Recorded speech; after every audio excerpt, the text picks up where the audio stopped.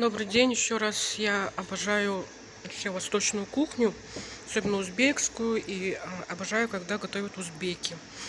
Я когда была, получается, в Казахстане, заходила, ну, в место, где готовят бешбармак, и он мне там очень не понравился. Самый вкусный бешбармак я нашла в Якутске, на столичном рынке. Открыла для себя эту, как она называется, чайхану недавно. Здесь я вот заказываю вот в таком чайнике чай листовой здесь, да. Сейчас принесут лепешку. Вот такой бешбармак. Он из говядины. Я очень не люблю баранину. Ну, как бы редко ем.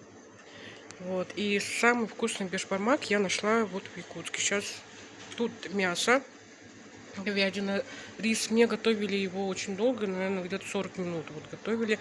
Типа тесто такое, лапша. Ну, сами готовят лук и бульон еще. Так, вот принесла девушка, спасибо, лепешку еще. Окажется, получается, ждала, съела половину лепешки. И вот заказала соус, еще одну лепешку. Я люблю очень вкусно поесть. Посмотрим, как будет вкусно.